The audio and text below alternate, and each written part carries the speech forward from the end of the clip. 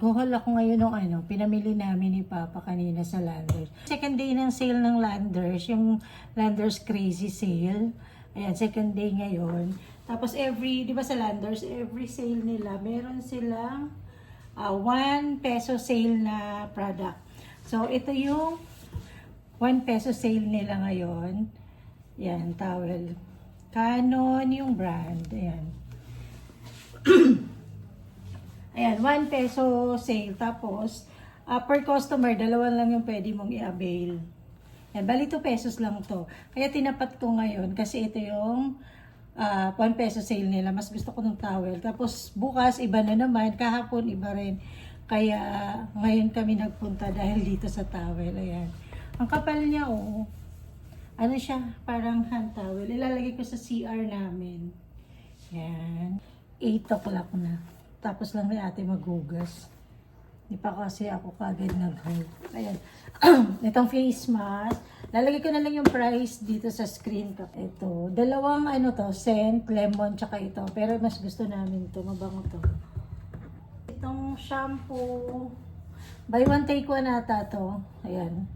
Kaya kinuha ko yung magkaiba yung kinuha ko. Kasi ito yung favorite ni Wax na shampoo, Palmolive na green. Tapos ito, dadalhin ko to dun sa condo. Ayan, yung comfort, naka-sale din to. Naka-sale lang ako bumibili niyan kasi mahal pag hindi. Tapos, itong Domex. Meron akong Bakit? Wala. Hanap ko lang yung takip niya. Naghanap ng pagkain. Ano yung takip? Tapos ka na, ganyan sa baba. Saan dito? Hindi, sa pangalawa. Mani yung ko, lalamunan ko sa mani. Yan, Domex. Itong Green Cross na hand wash. Ito yung gusto ko, itong floral scent na to. Bango niya kasi sa kamay. Tapos, pa siya, smooth yung Dito ko to nilalagay sa dito sa may kusina. Sponge ng Scrub Daddy. Dati bumili ako noon yung parang yung may mukha. Parang hindi ko siya nagustuhan. Kasi sa sobrang kapal niya, tsaka mabilis din naman siya madumi, tsaka mahal pa. So hindi ko siya, kung ako hindi ko siya marirecommend. Ito ang mas marirecommend ko sa inyo. Mas parang ordinary lang din siya, scrub. Para ito yung likod. Ito yung medyo matigas, tapos ito yung foam sa likod. Yan. Ang hirap pala tanggalin. Hindi ko na siya tatanggalin. Yan, 3 na siya sa isang pack. Yung body wash. Si Kuya Wax kasi nagba-body wash siya kasi meron siyang skin asthma. Hindi siya pwede sa mga bar soap. So, body wash. Dati Cetaphil pa yung ginagamit niya. Ang mahal kasi. So, nag-try ako ng mga ibang body wash. Humiyang naman siya. So, ito na mas mura. Naka-sale pa. Ayan. Ilang ml ba to? Ang laki niya 750 ml. Ayan. Bumalik ako dito sa seaweed na to. Kasi hindi masarap yung isang seaweed, yung green. Yung huling haul ko, di ba? Bago yung seaweed na yun. Hindi siya masarap. Bumalik ako dito. Tteokbokki. Basta yan. Ayan. Masarap din. Papa kumihin ng Doritos. Kuya Wax, ito lang naman yung pinabili niya, KitKat. Ayan, yan lang yan. Sa amin din to ni Ate Jean Rami. Nakasale din kasi to. Hindi to nakasale. Alam nyo ba to? Ang mahal na nito ngayon, 94 pesos na siya. Nung nag-start uminom si Wax ng ganito, nasa lang to, 60 pesos. Diba grabe, no? Sobrang ang laki ng tinaas talaga. Yun nung pandemic lang siya mag-start uminom niyan. Yan, bumili na rin ako ng all-purpose cream. Noonti-unti ko na para pagdating ng December, konti na lang yung bibilhin. So, yun, dehumidifier. Dehumidifier. Kasi nga, di ba, maganda daw may ganito tayo para yung moist na absorb niya. Ito parang 115 lang to, dalawa na. Okra. Favorite ko kasi itong okra. Yung i-steam mo lang siya, tapos isasawsaw sa bagoong isda. Ang sarap nito. Ako okay na. Solve na ako pag yun ang ulam ko. Baking soda. Kasi kaya nagbe-baking soda pala ako. Sa panlinis din naman, ginagamit din namin to pag naliligo si Kuya Wax. Kasi di ba may skin asthma siya. Tapos, parang nung na-hospital siya, sabi ng doktor, pag maligo daw siya, lagyan ng baking soda para hindi mag-dry yung skin niya. Yun yung ginagawa niya ngayon. Kaya hindi na siya masyadong Dati kasi pag gantong panahon, nangangati na yan siya. Ngayon medyo hindi na, less na yung kati-kati niya. Kaya maganda tong baking soda. Tinuloy-tuloy na namin. Yan, ito yung ginamit ko. Ito kay ate to. Niya, salad-salad niya. Sabi ko, di ba nung nakaraan, yung cowhead, itatry ko yung cowhead na chocolate. Ayan, kumuha na ako ng isa. Susubukan ko kung masarap. Kasi ang binibili nila, Papa, yung ano ba yung ibang Magnolia chocolate ba yun? Or yung Chucky. So, ito, try natin tong cowhead. Ito din, mega tuna. Pero siya, flake Spanish style. Ayan. Pang instant ulam, pag tamad tayo magluto. Hindi na magluto. Luto ka na? Tapusin ka na ito. Gutom tayo, magluto ka na. Hindi magluto. Okay lang, hindi magluto ka dun. Kita ko. Ayan na naman, naiya siya. Naiya ka. Naluto. Sarap to? Eh, Papa, hindi. Kinain niya sobra. Sarap, buksan mo. Bumili kasi siya ng Oo nga, bagong yan. Bagong bili ni Papa yan. Teka. Bumili kasi din si Papa nito, Cheetos. Ayan. Kinain na niya. Ako mabuti para hindi lumabot. Badya na onion powder. Kasi ito yung hinahalo ko sa sa Shanghai ni Wax. Hindi kasi ako naghahalo ng fresh na onion kasi ayaw ni Wax yung lasa. So, ang nilalagay ko, powder siya. Para hindi niya masyadong malasahan yung onion. Founders ulit, less sodium.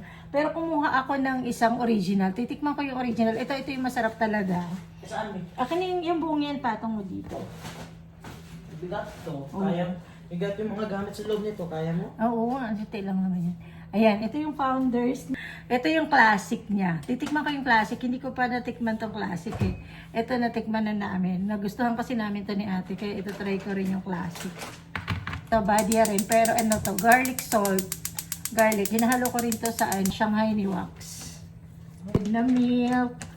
Dalawang cowhead na milk. Ito Right and Light.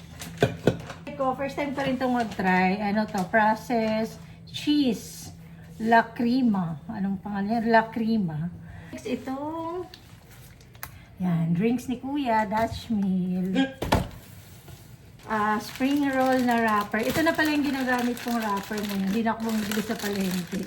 Huli na ako ng 3. Kasi naka-sale din siya. Pero ang expiry date naman niya, ayan, 2025, June 2025. Yung chicken nuggets, ayan. Ito pala siya, naka-bundle siya. Parang buy one, take one. Ayan, 1 kilo na to, di ba na? Ayan, 1 kilo siya, oh. Masarap naman. Nagluto na si Wax kanina nito. Nagustuhan niya. Maliliit lang yung niya, yung Luluto ako ulit. square siya. Hindi siya yung pahaba. Ayan, maliit lang naman yung niya. Ayan.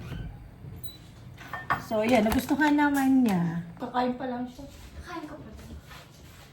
Laki-laki ng tiyan mo. Ayan. Tingnan mo. Naglinis na ako kanina bago kami umalis. Hi ka ate. Hi guys! Ay, nag-iisa ako. Refill ko yung Ito yung lagay ng face mask ni Wax. Refill natin. Alam nyo ba, napansin ko lang ngayon sa Landers. Yung sale kasi ngayon, diba? Dati kasi, kapag mga sale sa Landers, sa SNR, umaga pa lang ang haba na ng pila. Sobrang talagang hindi pa nagbubukas. Makapila na yung mga tao. Nag-uunahan sila. Lalo na dyan sa piso sale ng Landers. Nalala ko dati ate, di ba? Hindi tayo nakakuha dahil sa haba ng pila, no? Dishwashing lang. Dishwashing lang yung piso nila nun, ha? Sobrang haba ng pila talaga. Talagang pinipilahan yan kapag sale. Pero kanina, dumating kami ni Papa, siguro mga 9, past 9 na. Ang konti pa ng tao sa loob. As in, ang daming parking. Kasi dati, ang hirap mag-park talaga kapag ka-sale. Ang dami ng Ang dami pang available na parking. Tsaka pagpasok mo talaga mismo sa loob ng Landers, ang konti ng tao. Makita niyo naman yan sa video ko din na hindi siya ganun katao. Kahit sale siya. Siguro talaga ramdam na ng mga tao yung yung mahal ng bilihin ngayon. Ako naman kasi kaya ako sa Landers bumibili kasi yung mga ibang mga panglinis ko, doon lang meron. Tsaka kasi pag Landers nag-sale, as in sale talaga. Talagang makikita mo talaga na nagbawas yung price. Kasi di ba lagi nating nai-issue yan, yung sa SM na parang pinapatungan lang yung pero hindi naman naka-sale. Pero pag sa Landers kasi talaga, ilang beses ko na yun na-prove na talagang sale. Tapos pag nag-buy one take one sila, buy one take one talaga. Kaya talagang pupunta ako pag sale. Pero, yun na napansin ko ngayon. Hindi na siya ganun katao. Hindi na kagaya dati na pinipilahan talaga kapag 3-day sale. Ito, crazy sale pala to. Pero 3-day, nag-start sila ng Ano ba ngayon? Thursday? Nag-start sila ng Wednesday hanggang Sunday. So, yun yung napansin ko. Ang konti na ng tao. Tapos, nung umalis kami ni Papa, siguro mga past 10 na din. Kasi ang tagal ko sa loob kasi nagpa-car wash pa si Papa. So, ang tagal ko ikot sa loob. Walang pila ang cashier. Ang bilis namin nakapagbayad. Tapos after noon, pumunta kami ng SM. Doon kami kumain ni Papa. Ang SM pala ngayon, ang open is 11 o'clock na. Tapos, 10:30 kami natapos ni Papa. Nagantay pa kami sa parking.